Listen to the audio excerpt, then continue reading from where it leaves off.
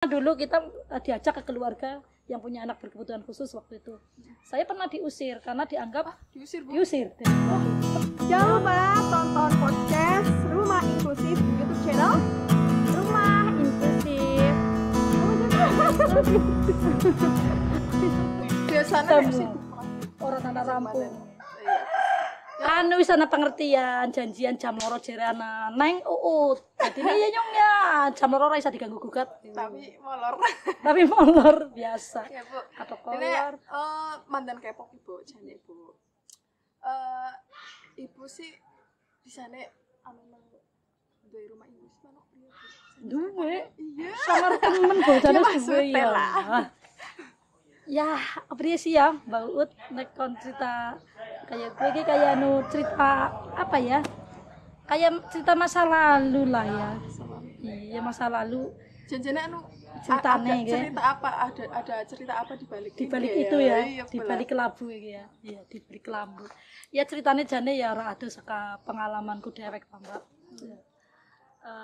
Apa ya? Pengalaman sing bener-bener ya pertama kali, dan nyong berharap sih pertama kali dan ya berakhir dengan lebih baik dan memberi manfaat gitu. Jadi tahun 2009 gue 2009 ya, 2009 alhamdulillah aku punya anak gitu ya, melahirkan anak yang ketiga sebenarnya, anak ketiga. Anak pertama itu hamil di luar rahim sampai usia 6 bulan baru diketahui, terus anak dan meninggal di rahim. Anak yang kedua itu Amar, anak ketiga baru itu yang Ahimsa. Nah, Ahimsa ini yang akhirnya aku tahu jadi apa ya istilahnya, jadi ngawali nyong kenal dunia baru gitu loh. Sing biyene nyong tukang kaya melayu-melayu dolan, kamane belajar sing kaya gitu. ceritanya kuwi, Bu. Nah, begitu duwe anak nomor 3 Ahimsa, ya dadi ngerteni sing jenenge anak difabel. Difabel utawa disabilitas utawa zaman biyen jare nek nyong biyen kan ngertine ya cacat lah ya. Jujur bae nyong ora kenal bahasa difabel waktu itu. Aku kenal ya manusia anak atau orang-orang cacat. Makanya ada, saya tahu yayasan pendidikan anak cacat misalnya. Saya punya anak Ahimsa itu membuka cakrawala baru itu. Nah, 2009 ya Ahimsa kan kakinya beda. Jadi di dua jarinya itu nempel, terus ini besar, jadi sampai hari ini pun Ahimsa nggak bisa pakai sepatu, kecuali dia pakai sepatu sandal yang direparasi lah sih dibenerin. Nah, aku ngertinya seminggu baru melahirkan, Mbak. Jadi suamiku pun menutupi tentang Ahimsa itu, gitu loh, tentang kondisi fisiknya Ahimsa, karena beliau khawatir aku itu bisa jadi shock karena belum melahirkan, gitu loh. Ya itu sing mengawali sebenarnya akhirnya di 2011 tercetuslah apa ya, ketemu, jadi sering ketemulah dengan keluarga-keluarga yang mempunyai anak berkebutuhan khusus. Itu awalnya jenenge ya komunitas keluarga difabel Kebumen, terus perjalanan tadi rumah inklusif ya kayak jane itu memang itu. Tapi kejadiannya Ahimsa lahir kan mestinya gawe mereka terakhir ya, Bu. Mestinya enggak shock lah, Bu, lah ya, kaget lah, Bu. Tapi kepriwe bagusane mungkin kepriwe ya itu. Ya benar apa sih disampaikan Mbak Uut, benar lah. Waktu itu saya nangis itu enggak apa ya, nangis terus, sedih, bingung, bahkan menyalahkan diri sendiri, apa salah dan dosaku sehingga aku diberi amanat yang seperti ini, saya harus bagaimana, dan itu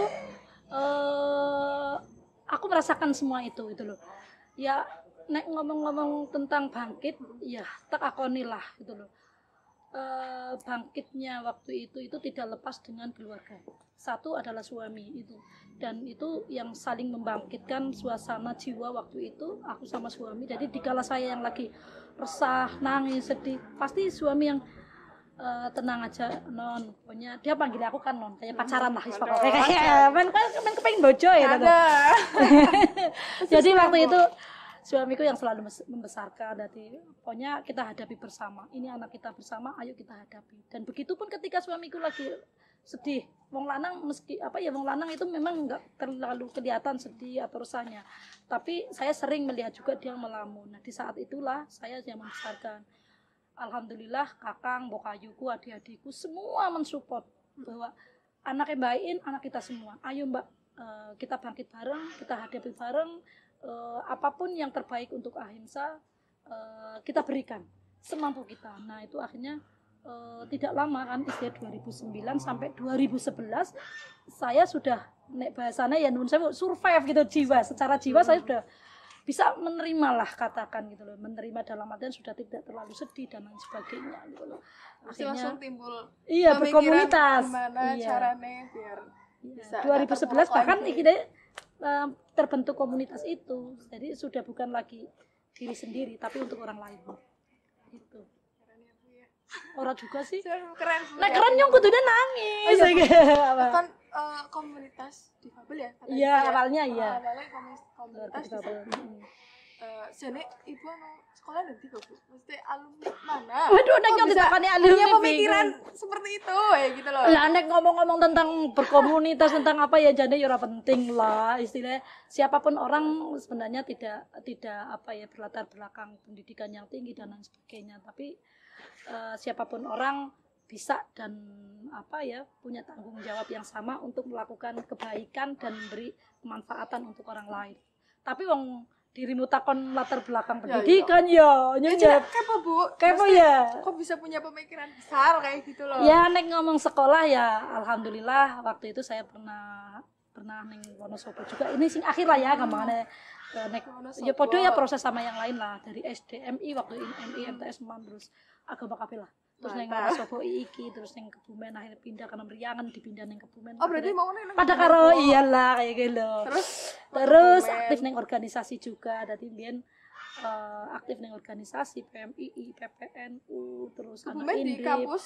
Iya, Setaino. Aku dulu Setaino, belum Yaino.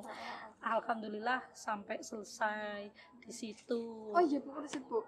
Kan iki disabel ya, tentang disabel. Emangnya difabel, emangnya nang mata kuliah ada Bu, maksudnya sing kayak gue nah. Waktu itu aku ora tahu Mbak, ora tahu mengenal tentang dunia difabel apalagi inklusif, itu ora ngerti. Jadi memang benar-benar tercetus ini memang barusan dari ahimsa. Begitu punya anak ahimsa itu. Jadi saya belajar waktu itu ya buka neng Mbah Google utawa ya itulah sering buka, terus baca buku, nek bojoku pas lunga ke kota, di luar kota pulang bawa buku, saya terus belajar apa sih sebenarnya anak cacat, terus akhirnya mengenal ternyata awal mula memang ada sejarah munculnya cacat, terus difabel dan lain sebagainya, terus akhirnya mengenal juga inklusi dan lain sebagainya. Dulu ya sebelum kenal inklusi aku lebih kenal tentang pluralisme, toleransi, karena memang jauh sebelum saya punya anak katakan ya, aktivitasnya di situ.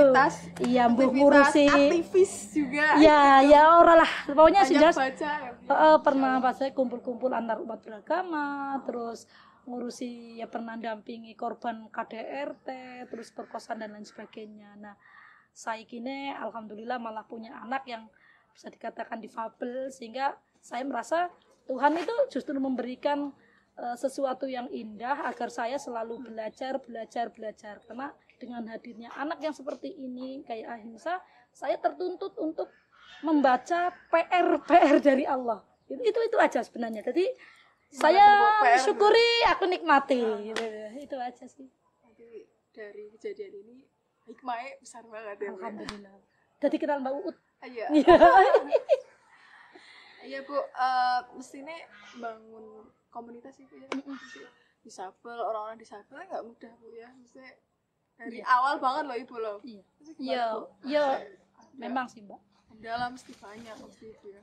Pernah sih waktu dulu awal kemana kita juga nggak menyangka lah akan bertemu dengan teman lama gitu loh, yang tadinya tidak sama aktif di organisasi, ternyata ketika ketemu dia punya anak berkebutuhan khusus difabel, malah lebih berat daripada saya.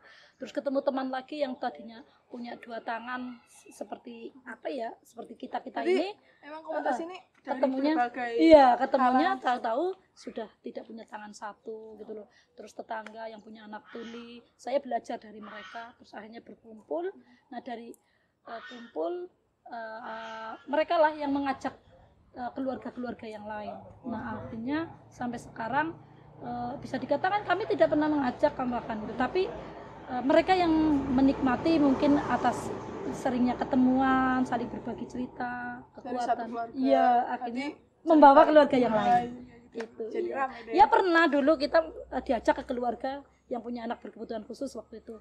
Saya pernah diusir karena dianggap Diusir, Bu. diusir dari keluarga itu. Pernah saya sama Ahimsa waktu Ahimsa masih usia sekitar 2 tahunan waktu itu. Saya kalau keliling bawa Ahimsa terus bawa wedang dewek, panganan dewek, mbak ngirit, apa darahnya nunyo mau sugi apa ya ora. Terus. Bawa panganan dewek sampai waktu itu kita diajak silaturahmi ke keluarga itu, kita diusir karena dianggap paling-paling jenengan anwar gele duit gitu loh. Kita dianggap seperti itu. Nah, ya memang menangislah batin kita. Cuma kami tetap sadar bahwa ya mungkin ketika aku yang jadi dia pun akan seperti itu karena kami merasakan betul waktu awal kami mempunyai anak ahimsa gitu loh, sehingga survive-nya jiwa seseorang itu pasti berbeda-beda. Itu aja sih.